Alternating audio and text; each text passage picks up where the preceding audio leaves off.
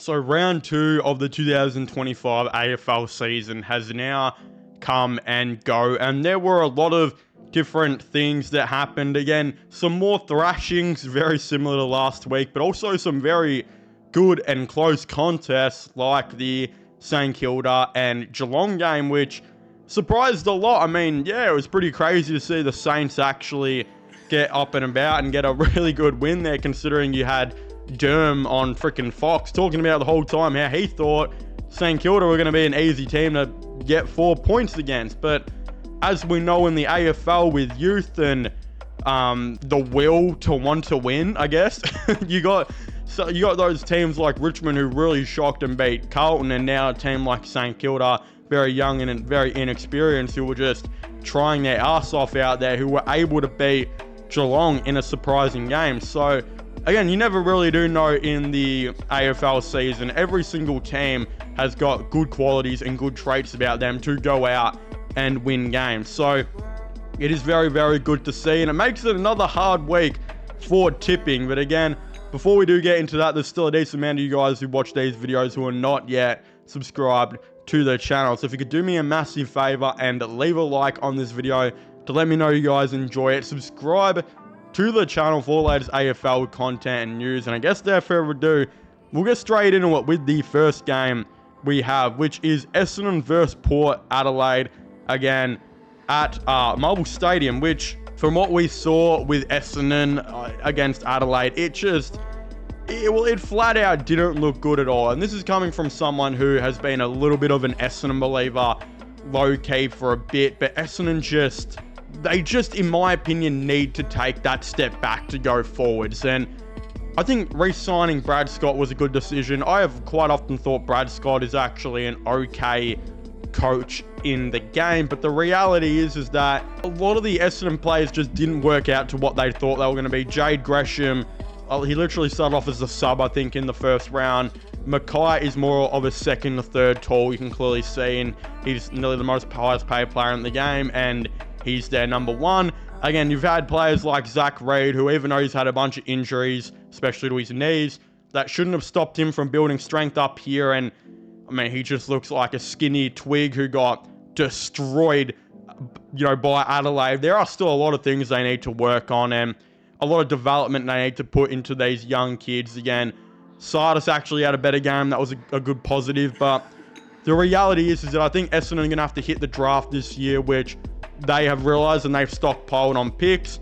Again, I don't see them beating Port Adelaide here, who are coming off a successful game against Richmond. But in saying that, it's at Marvel, and we have seen with teams who are very young and having the will to want to win, if Essendon just, came out and their youth had a game of what St Kilda's have had and what Richmond have had, they could very well beat Port Adelaide here. But again, I will be backing in the power to beat them.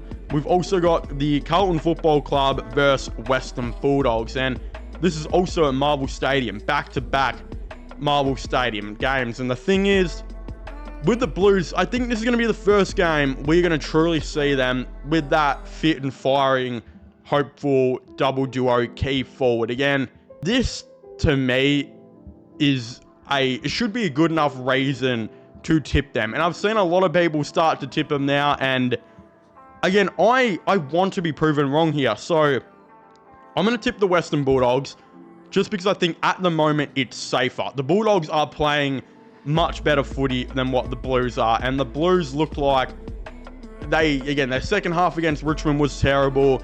Hawthorn proved that you can keep it close and contested with them and then just outrun them in the fourth quarter, very similar to what Richmond did. My issue is, even though you get the big Mackay and Curnow back, and that could be too much for the Dogs to handle, my issue is, can the Blues run out a third and fourth quarter, especially against a young Dogs team now, which, goddamn, they looked really good against Collingwood. Like, Collingwood are a very quick and fit team, and the Dogs were able to run out the whole game against them. So I do worry about that with Carlton right now, and Carlton's depth is just, to me, not good enough. So they have to prove me wrong here, and I'm kind of tipping against them here to prove me wrong. If if you were Carlton right now, the key forwards are great, but your small forwards have been pretty bad throughout the season. You need Motlop to step up. You're going to need like Fogarty to go and step up as well. You're going to need the whole team realistically to go and step up. So we're going to have to wait and see how that does go. Again, we got the Melbourne Demons versus the Gold Coast Suns at the MCG. And I kind of think that even though the Suns are actually playing some very, very good football, and I mean, they smashed West Coast last week and they looked incredibly good. They're coming off a bye. They should be pretty well refreshed. This is a big challenge for them against Melbourne at the G. I am wondering, I think this is going to be one of the tougher, games to tip, because both of these teams want to make the 8. Melbourne want to prove that they are still a top 8 team, whether they actually are or not. And the Gold Coast Suns want to make the 8 for the first time. Again, this is a very, very tough one here. I might go for Gold Coast just because I think they are the better team.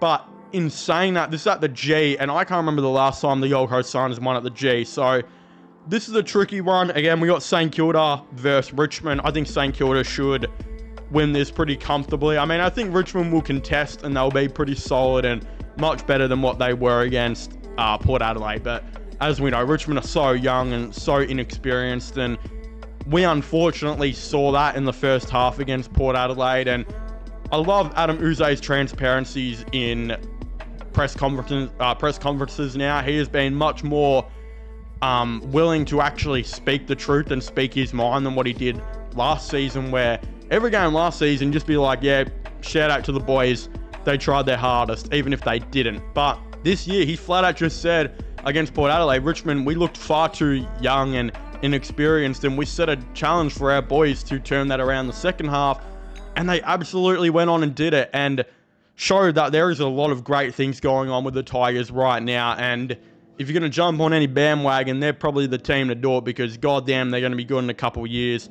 But again, the St Kilda Football Club are also a very good young team who took care of them last year for the most part, and I just think they should get the win here. So that's that. You've also got Hawthorn versus the Giants in Tasmania, which should be a cracking game. You got arguably the 2 best teams in the game going head to head right now. Again, is this one where I do want to be like, well, look, Hawthorn could get their first loss here.